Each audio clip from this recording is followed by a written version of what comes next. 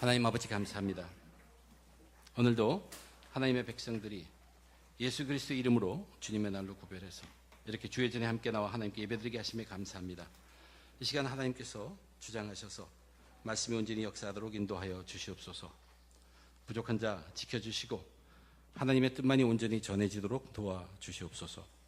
하나님 앞에 겸손함으로 드리는 함께 드리는 이 귀한 예배의 은혜로 충만케 해 주시옵소서. 예수님의 이름으로 기도드립니다. 아멘.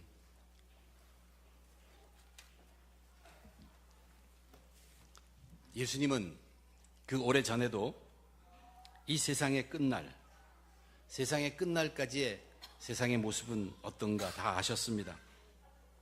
즉 오늘 우리들의 삶도 이미 다 아셨다는 이야기입니다. 예수님께서 각오를 새롭게 하고 예루살렘을 향해 가시면서 나누셨던 가르침입니다. 그래서 지금 종말의 삶을 살고 있는 저와 여러분 우리들에게도 꼭 필요한 그 삶에 대해서 말씀을 해주십니다. 어제보다 오늘은 세상의 끝날에 더욱 다가왔습니다. 더 가까이 다가왔습니다. 이 종말의 삶을 사는 저와 여러분 우리들에게 예수님은 그런 말씀을 들려주셨어요. 롯의 철을 기억하라. 탐심을 물리칠 것, 세상의 미련을 버리는 것 경고하셨습니다. 믿음의 사람들이 오늘날 우리가 살아가는 이 종말의 시간은 바로 세상 것들에 대한 욕심이나 미련을 버릴 수 있는 그 버려가는 훈련의 기간일 것입니다. 그래서 우리는 어떻게 되냐면 마지막 순간에 마지막 때에 그때까지도 믿음을 지키는 모습으로 다시 오시는 예수님을 만나는 사람들입니다. 그 훈련의 모습, 어떤 훈련, 그 모습으로 지난주 우리는 세 사람의 이야기를 살펴보았습니다. 한 과부의 이야기, 그리고 세리의 이야기, 마지막으로 어린아이에 관한 이야기를 우리는 살펴보았습니다.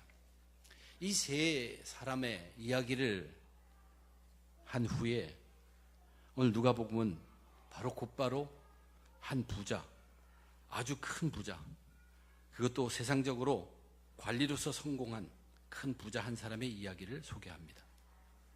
당시도 그렇겠지만 오늘날에도 우리는 그런 사람을 부러워하며 살고 있는 시대입니다. 남들이 부러워하는 안정된 직업을 가지고 있을 뿐만 아니라 재물도 풍성하고 여유 있게 즐기며 살면서도 또 더 귀한 선을 추구하며 사는 사람, 참 이 세상에서는 그런 사람을 훌륭하다고 합니다. 그렇지만 오늘의 본문은 그런 삶에 대한 소망을 갖는 것은 종말을 살아가는 사람들의 바람직한 모습이 아니라는 것.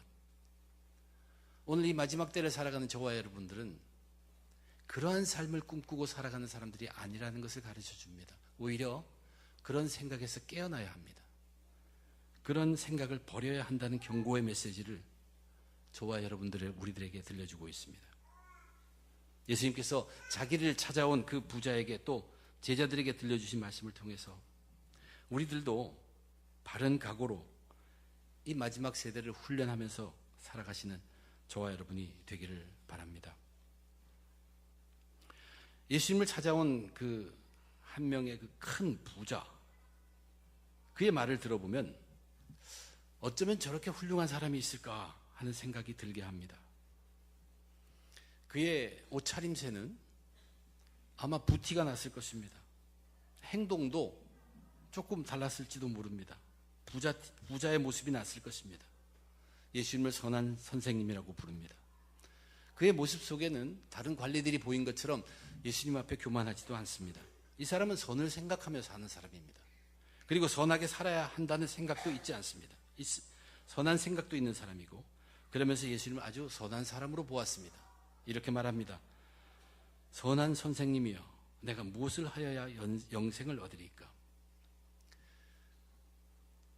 당시 사람들은 메시아를 기다리고 있었습니다. 우리를 구원해 주시는 사람이에요. 그래서 보통의 사람들은 구원받는다는 생각을 하고 있습니다. 근데 예수님은 말씀을 하시면서 주로 사람들에게 뭐라고 말씀하냐? 하나님 나라가 가까웠으니 하나님 나라에 들어가라고 얘기합니다. 근데 유독 이 사람은 영생을 얻겠다고 합니다.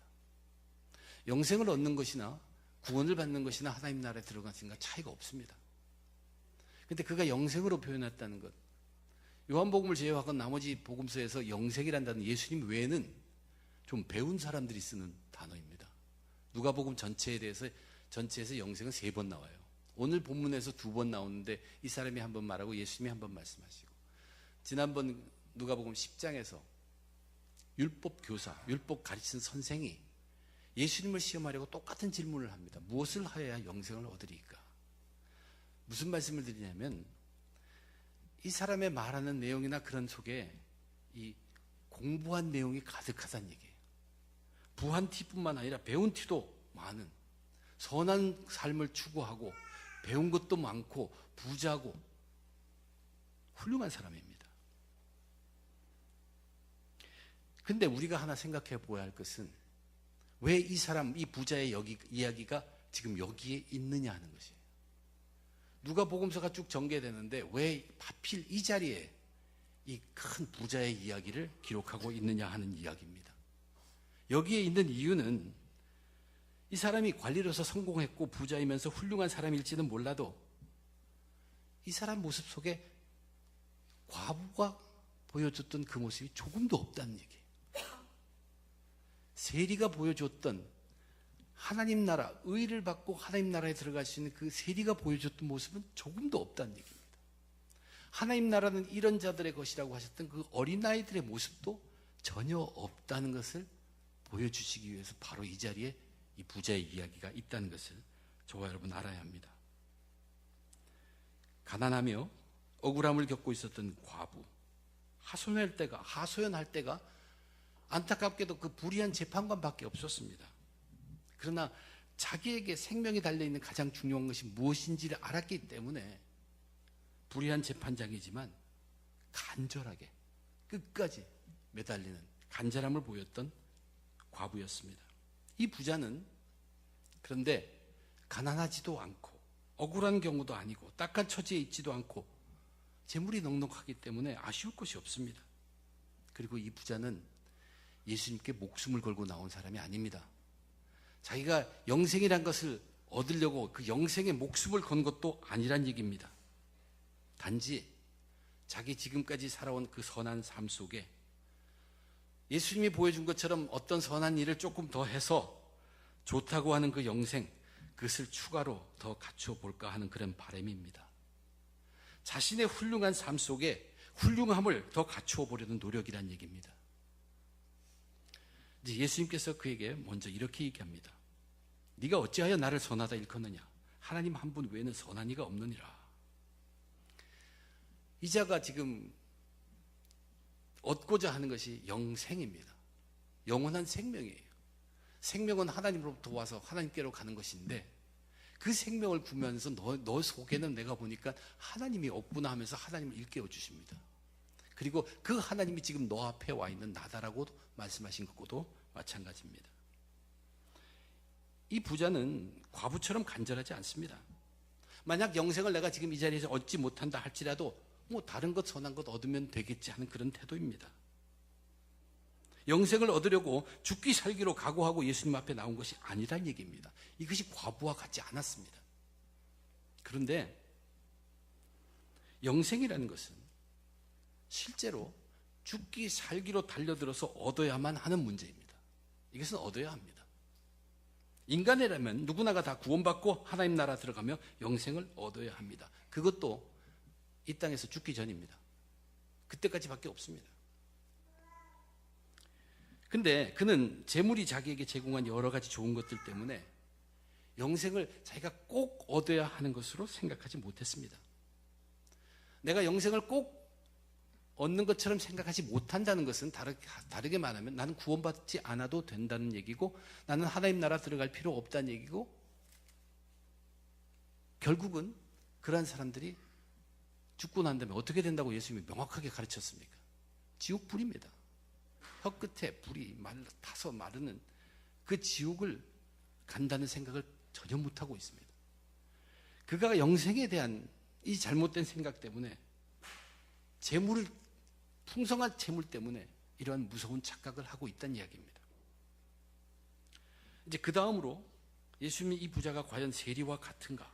자기 가슴을 치면서 죄인으로 고백하는 그 세리와 같은 마음이 있는가를 확인해 보십니다. 계명을 말씀하십니다. 그리고 그의 죄에 대한 생각을 묻습니다. 네가 계명을 안 하니 간음하지 말라, 살인하지 말라, 도둑질하지 말라, 거짓 증언하지 말라, 내 부모를 공경하라 하였느니라. 10계명은 10개인데 첫 4개는 하나님을 사랑하는 것이고 그 나머지 6개는 이웃 사랑인데 오늘 여기에 5가지를 말하고 있습니다. 맨 마지막 10번째 계명인 너의 이웃의 모든 것을 탐하지 말라라는 그 말씀만 빼어놓고 다 나열했습니다. 그러고 보면 원래 계명 자체는 마음속에서부터 중요하지만 겉으로 하지 않은 것들을 우리가 이렇게 찝어낼 수 있는 것들만 예수님이 말씀하셨다는 것을 알 수 있습니다. 탐심 같은 거 말씀 안 하셨어요. 왜냐하면 바로 이 부자에게서는 나는 그런 거 안 했다는 것을 바로 답할 수 있도록 해주신 것입니다. 이 부자의 답은 거침없었습니다. 여짜오되 이것은 내가 어려서부터 다 지켰나이다.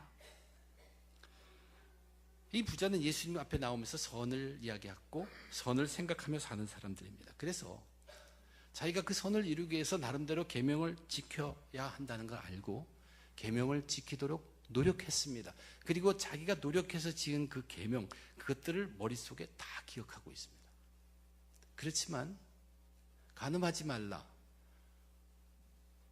간음은 안 했지만 가슴이 뜨끔하는 그런 양심의 가책이나 또는 그도 그 외에 많은 순간들 저질렀던 정말로 그 죄는 머릿속에 있지 않았어요.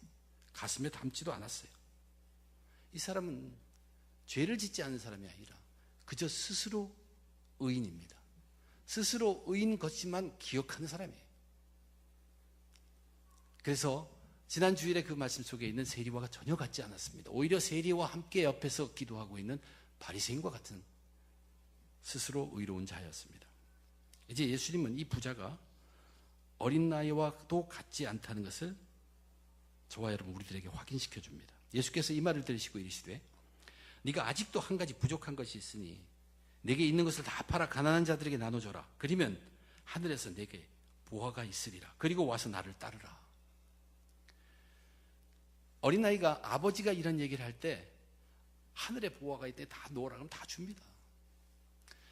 그냥 아무나 그런 걸 얘기해도 막 주기 때문에 부모한테 혼나죠. 아버지가 나 따라오라 그러면 의심하지 않고 따라가는 것이 그 아이들이에요. 근데 여기 예수님을 따라가면 이제 예수님이 너를 책임지겠다는 뜻이 있습니다. 그래서 아이들은 너끈히 따라갑니다. 근데 남에게 따라가서 유괴당하는 거죠. 이것이 아이들의 성품이라고 분명히 말씀드렸습니다. 예수님을 따라가면 다 노력하고 따라가면 예수님께서 책임져 주신다는 얘기인데 이 부자는 어떻게 합니까? 머릿속에서 계산이 돌아갑니다. 이 계산이 밝아서 지금까지 부를 축적하고 부자가 되었을 수도 있습니다. 예수님의 말씀을 완전히 믿을 수 없다는 얘기예요. 의심을 합니다. 만약 그래서 자기가 전 재산을 다 포기하면 지금까지 여러 시간마다 재산이 나를 지켜준 그것, 이제 더 이상 이 재산을 의지할 수 없기 때문에 그 걱정이 앞서고 결정하지를 못하는 것입니다.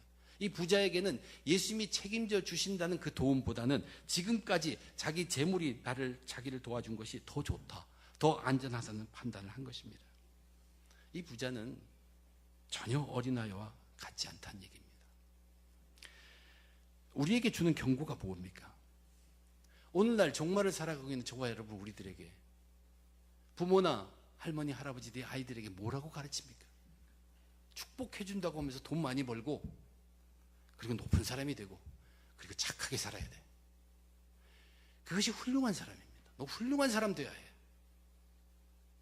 열심히 살아서 자기가 벌어서 부자가 되고 공부도 많이 해서 높은 자리에도 앉고 또 계속 선을 추구하며 사는 자들, 훌륭한 사람이라고 높이면서 그렇게 돼야 한다고 가르칩니다. 그런데 예수님은 특별히 저와 여러분 우리들이 살고 있는 오늘과 같은 종말의 때에 그렇게 훌륭한 사람이 되려고 해서는 안 된다고 경고하시는 것입니다. 위험하기 때문에 그래요. 위험하기 때문에. 세상에 훌륭한 자라가 되려고 애쓸 때 피조물로서 마땅히 감당해야 할 삶을 뒤로 해버리기가 너무 쉽기 때문입니다. 이 부자는 오히려 이 종말의 때 우리가 정말로 경계해야 할 삶의 표본입니다. 본받지 말아야 할 삶의 표본이란 얘기예요. 오히려 가난하고 못 살아도 구원의 귀함을 알아야 합니다. 선을 추구하며 살지는 못해도 죄인임을 알고 고백할 수 있어야 합니다. 배운 것이 많지 않아도 순수하고 의심 없는 믿음으로 살아가야 한다는 얘기입니다. 이것이 마지막을 준비하는 믿음의 사람들의 모습입니다. 예수님은 그렇게 훈련되어 가라고 우리들에게 가르치십니다. 그래서 예수님이 다시 오시는 그때 우리는 믿음을 가지고 만나야 한다는 얘기입니다. 그때까지 훈련돼야 합니다. 그러나 저 훌륭한 사람이 되는 것, 거기에 정신을 팔리다 보면 이제 마땅히 우리가 갖다 할 것을 다 놓쳐버리게 된다는 것입니다. 위험하다는 얘기입니다. 이 부자는 예수님의 말씀을 듣고 근심했죠. 다른 복음서를 보면 근심하고 돌아갔다고 하는데 유독 누가복음엔 돌아가지 않습니다. 거기에 남아 있습니다. 그리고 예수님과 대화를 나눕니다. 그리고 그 다음에 제자들이 하는 말까지는 아마도 다 들었을 것입니다. 예수님께서는 그에게 계속 말씀하시는데 사람의 힘으로 인간이 구원받는 것은 불가능하다. 그러나 하나님은 할 수 있다. 희망의 길을 열어줬어요. 이 말씀은 그 두 번째 단락의 말씀은 재물을 갖고 있는 자들, 재물이 있는 자들, 보통의 사람들, 재물 없는 사람 없습니다. 그 부자라는 그 부가 어느 정도인지 몰라서 그렇지만 재물이 있는 자라고 얘기했어요. 재물이 있는 자들이 다 경고하며 들어야 할 내용을 말씀하십니다. 예수께서 그를 보시고 이르시되 재물이 있는 자는 하나님의 나라에 들어가기가 얼마나 어려운지 낙타가 바늘귀로 들어가는 것이 부자가 하나님의 나라에 들어가는 것보다 쉬우니라.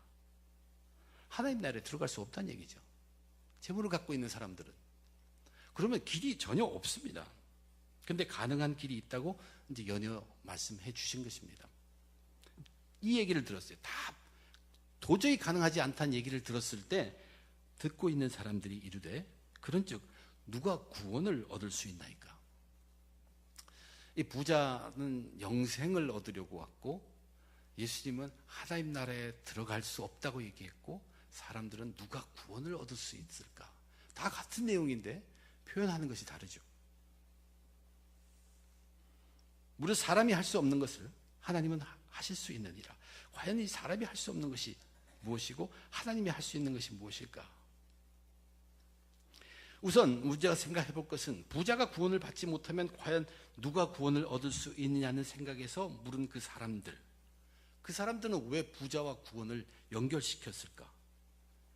당시 사람들은 일반적으로, 전부 다는 아닙니다. 일반적으로 재물이 풍성한 것은 하나님의 축복의 결과라고 믿었습니다.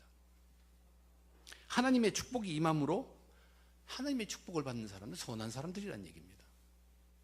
그래서 부자들은 스스로를 선하다고 착각하게 됩니다.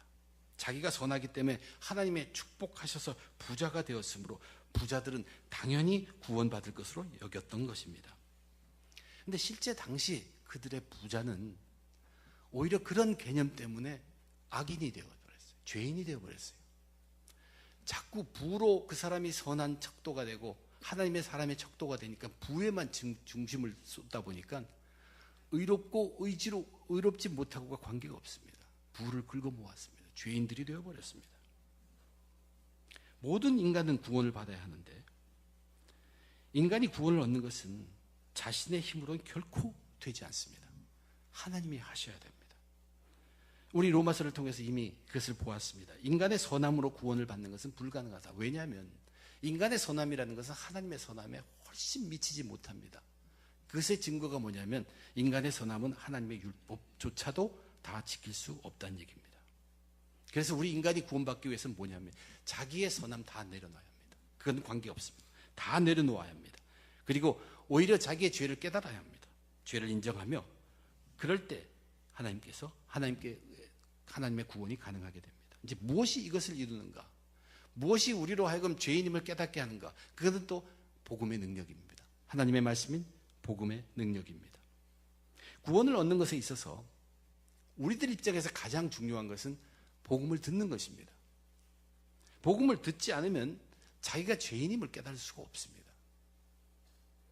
그러나 복음을 들으면 그 말씀 앞에는 모두가 죄인일 따름이에요. 그가 부자이든 가난하든 복음 앞에서는 똑같습니다. 전부 죄인입니다.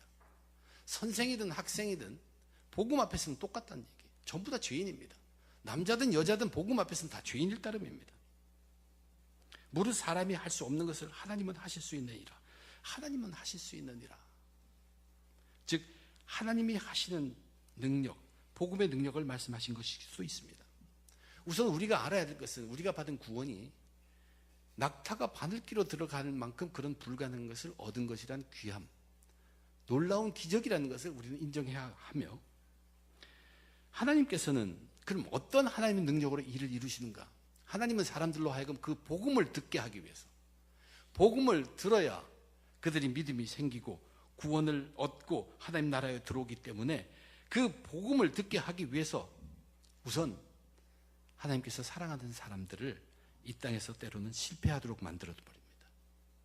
그들이 우상으로 섬기는 것들, 재물이든 자식이든 건강이든 그 무엇, 우상으로 섬기는 것들을 다 엎어버립니다. 그리고 그러한 재물들을 다 엎어버리심으로 그제서야 두 손 들고 복음 앞으로 나오게 만듭니다. 복음 앞에 나와서 들을 때 그제서야 그들은 죄인임을 고백하게 된다는 얘기입니다. 결국 우리가 돌아볼 때 사람이 힘으로 할 수 없는 것이란 것이 무엇일까? 곰곰이 생각해 보면 결국 재물의 욕심에 빠진 것, 그 욕심에서 건져내는 것은 사람의 힘으로는 할 수 없다는 얘기입니다. 그것은 하나님이 하셔야 합니다. 때리시든 어떻게 하든 복음의 말씀의 능력으로 함께하여 죄인임을 깨닫게 하면서 그제서야 재물의 욕심에서부터 건져낼 수 있다는 얘기입니다. 무릇 사람이 할 수 없는 것을 하나님은 하실 수 있느니라. 이 말씀을 예수님께서 부자가 천국에 들어갈 수 없다는 그 말씀으로 보고서, 그러나 하나님은 할 수 있다고 하니까 우리가 부자도 그대로 가지고 부자도 주인으로 삼고 그다음에 천국에도 들어갈 수 있다고 생각하는 것은 큰 오해입니다. 그 얘기하는 것이 아닙니다. 결코 그것이 아니에요. 구원이란 자체는 우리 인간의 노력으로 될 것이 아니란 얘기예요. 그것이 선합이든 그것이 자기의 모든 최고의 노력이든 될 수 없다는 얘기입니다. 하나님이 하셔야 됩니다. 하나님이 때리시든 엎으시든 하시고 복음의 능력이 그들로 하여금 죄인임을 깨닫게 해야 합니다. 이것은 재물에 있는 자들에게 재물의 위험을 경고하시기 위해서 하신 말씀입니다. 오늘날 종말을 살고 있는 저와 여러분 우리들에게 재물의 욕심에 빠지지 않도록, 거기에 빠지면 해나올 일은 하나님밖에 없습니다. 빠지지 않도록, 그 다음에 하나님의 말씀에 잠시도 떠나지 말라는 것, 그것을 경고하시는 말씀이기도 합니다. 이제 그리고 나서 예수님은 제자들과 대화를 나누는데 제자들 가운데 베드로가 나섭니다. 자기들은 어떠냐는 것이에요. 제자들은 자기들의 모든 것을 다 버린 자들입니다. 다 버리고 주를 따랐다는 것이에요. 자기들은 다 버린 자라는 것, 부자도 아니고 또 재물이 있는 자도 아닌 다 버린 자라고 이야기합니다. 자기들에 대해서도 말씀해 주시기를 부탁합니다. 예수님이 이렇게 말씀하십니다. 이르시되 내가 진실로 너희에게 이르노니 하나님의 나라를 위하여 집이나 아내나 형제나 부모나 자녀를 버린 자는 현세에 여러 배를 받고 내세에 영생을 받지 못할 자가 없느니라 하시니라. 굉장한 축복의 말씀 약속해 주셨습니다. 그러나 이 말씀을 우리가 이해할 때는 거꾸로 이해합니다. 이것은 굉장한 축복의 약속의 말씀을 우리들로 갖고서 그것을 머리에 갖도록 한 것이 아니라, 이러한 축복 속에 이 약속이 이루어질 텐데 그것 속에는 엄청난 우리들이 치러야 할 값이 있다는 것을 사실로 들려주고 있습니다. 하나님 나라를 위하여 집도 또 온 가족도 버린다는 것은 자신의 모든 소유를 하나님 나라를 위하여 포기한다는 것과 마찬가지입니다. 그리고 이제부터는 자신의 안전도 가족에 대한 책임과 의무도 오직 하나님께만 맡긴다는 각오입니다. 이것은 이제 이 세상에서는 나는 세상적 삶에서부터 죽는다는 것을 선포하는 것과 동일합니다. 이것은 또한 사람의 힘으로 가능하지 않습니다. 그러나 하나님이 하시고 하나님의 말씀이, 능력이 그의 손에서 떠나지 않고 계속 붙들고 있다면 가능하게 됩니다. 예수님의 삶과 제자들의 삶을 봅니다. 그들은 자신의 세상적 삶을 하나님께 다 맡겼습니다. 그리고 오직 하나님 나라를 위해 전념했습니다. 예수님의 어머니와 동생들이 예수님이 사역을 위해서 집을 떠나서 오랜 동안 다니니까 걱정이 되었어요. 그래서 찾아가서 사람들이 모인 가운데 있는 예수를 불렀습니다. 그때 예수님이 하신 말씀입니다. 누가 내 어머니며 내 동생들이냐? 그리고는 둘러앉은 자들을 보면서 이르시되 내 어머니와 내 동생들을 보라 하시고는 누구든지 하나님의 뜻대로 행하는 자가 내 형제요 자매요 어머니이니라 말씀하셨습니다. 자신은 가족을 버렸죠. 그렇지만 하나님께서 몇 배나 더 큰 가족을 이루도록 하셨습니다. 후에 베드로도 마찬가지입니다. 그가 살아있는 동안에 예수님을 전하고 복음을 전파하면서 많은 부모, 형제, 자매를 얻었습니다. 또한 자기를 아버지처럼 대하는 자식까지도 얻었습니다. 예수님도 베드로도 보면 거할 집이 없어서 죽지는 않았다는 얘기입니다. 오히려 많은 집을 전전하며 돌아다니며 복음을 전파했습니다. 많은 땅들이 그들의 축복을 원하면서 자기의 땅들을 밟아주기를 원했다는 얘기입니다. 이미 오래됐죠. 저도 제가 하나님으로부터 목사의 길로 소명을 받은 때 가장 처음 한 것이 무엇인가? 직장을 그만두는 것이었습니다. 회사에 미리 알리고 신학교 학기를 시작하기 전까지만 회사에 다니기로 했습니다. 저는 그때 하나님 나라를 위해 살면 그 전보다 가난하게 살겠지만 무엇이 그랬는지 모르지만 이 가난은 그렇게 두렵지 않았습니다. 학생 생활의 그 가난함을 겪어봤기 때문일 수도 있겠지만 또 그리고 하나님께서 안전하게 지켜주실 것이라는 막연한 믿음도 있었습니다. 근데 제게 참 힘들었던 것은 가족을 버리는 것입니다. 제 아들을 버려야 했습니다. 하나님 나라를 위해서. 저는 제 처와 함께 소명을 받았기 때문에 제가 처를 버려야 한다는 생각은 하지 않았습니다. 그러나 우리 둘이 아들을 하나님 나라를 위해서 버릴 수 있어야 한다는 생각이 있었습니다. 그때 13살 난 제 아들이 저의 소명을 듣고는 계속 불안해합니다. 어디서 그런 지식을 얻었는지 아버지가 목사가 되면 이제 집도 이사 가야 되고 돈도 지금처럼 벌지 못하니까 장난감도 사줄 수 없고 이 불안한 것들을 계속 입으로 말하면서 우는 것입니다. 13살이니 그때 한참 힘든 때기도 했습니다. 근데 제가 말씀드리고자 하는 것은 그렇게 했을 때 하나님께서는 그 이후에 저희의 삶을 한 번도 가난하게 하지 않았습니다.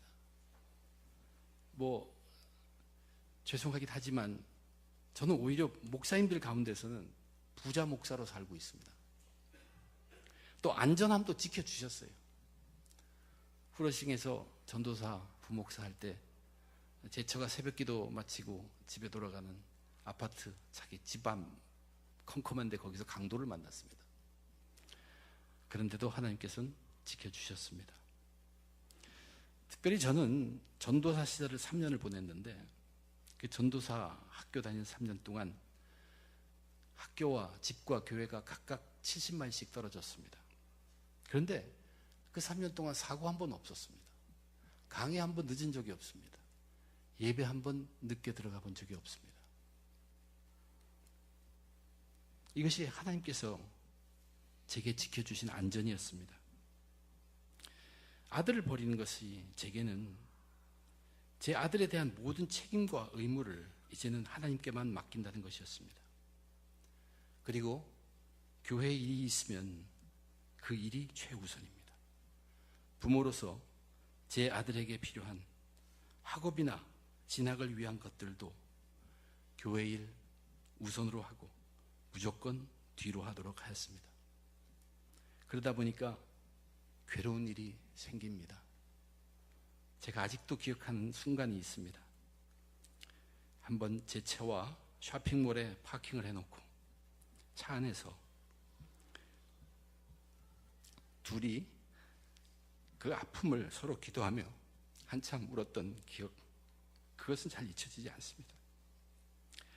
그러나 부모로서 책임과 의무를 다하지 못했지만 아들이 보통 아이들처럼 자라게 되었다는 것, 제가 보기엔 정말 하나님의 은혜요, 약속의 성취입니다. 이르시되 내가 진실로 너희에게 이르노니 하나님의 나라를 위하여 집이나 아내나 형제나 부모나 자녀를 버린 자는 현세에 여러 배를 받고 내세에 영생을 받지 못할 자가 없느니라. 주님이 이렇게 말씀하신 것은 우리를 보고 축복받으라는 얘기가 아닙니다. 축복을 위해서 그렇게 하라는 얘기가 아닙니다. 결코 아닙니다. 이 약속이 있지만 이것 바라고 그런 결심하라는 것은 아닙니다. 축복은 언제나 하나님의 몫입니다. 우리의 몫을 감당하라는 이야기입니다. 결단하고 나서면 하나님께서 기묘하게 일하십니다. 그리고 시간이 지나고 보면 일이 이루어진 것은 오직 하나님께서 이끌었다는 것을 분명하게 확인하게 하십니다. 종말의 때에 약속을 믿고 하나님 말씀 붙들고 세상적 삶에서 죽기까지 각오한 제자들의 삶이 바로 모든 그리스도인들이 끝까지 향해 가야 할 목표가 된 삶이라는 얘기예요. 우리는 그렇게 변화되어 가야 합니다. 오늘 본문을 다시 살펴보면 세상 버리지 못하는 한 큰 부자를 소개하고 있고 또 세상에서 재물을 가지고 사는 모든 자들에게 경고를 하며 또한 모든 소유를 다 버리고 헌신한 제자들의 삶을 비교하듯이 보여주고 있다는 것입니다. 그렇다면 저와 여러분 우리들은 이 종말을 살아가면서 어떠한 삶을 살아야 할 것인가? 세상은 훌륭한 사람을 만들려고 합니다. 훌륭한 삶을 만들려고 하고 그러나 그것은 무서운 유혹입니다. 돈 많이 벌어라. 명성도 얻어라. 끝없이 선을 추구하며 착한 삶을 살라. 그러한 사람이 되도록 유혹하고 있습니다. 그렇지만 거기에 빠지게 되면 헤어나지 못합니다. 패망하고 맙니다. 우리는 반드시 알아야 될 것이 있습니다. 모두가 다 피조물입니다. 우리는 먼저 구원의 귀함을 알아야 합니다. 오직 하나님만이 하실 수 있는 그 구원을 우리는 복음을 통해 얻어야 하며 약속 믿고 복음을 가지고 구원을 전파하는 데까지 온 전신을 다해 헌신해야 하는 것입니다. 마지막 종말의 때는 하나님께서 우리에게 주신 기회의 날들입니다. 재물에 우리의 정신을 잃어서는 안 됩니다. 재물에 우리의 마음을 빼앗겨서도 안 됩니다. 재물에 우리의 삶이 흐트러져서도 안 됩니다. 재물은 하나님께서 맡겨주신 것으로 구원받은 자는 그것을 기꺼이 가난한 이웃과 나눠줄 수 있으며 그럴 때 하늘의 보화가 쌓인다고 하셨습니다. 그리고 하나님 나라를 위해서는 자신의 삶을 불태우기까지 하는 그 제자들의 삶, 그것으로 우리는 어제보다 오늘, 오늘보다 내일 변화해가는 목표의 삶이 우리들에게 그렇게 주어져 있습니다. 재물의 탐심을 능히 물리치고 하나님 말씀으로 끝까지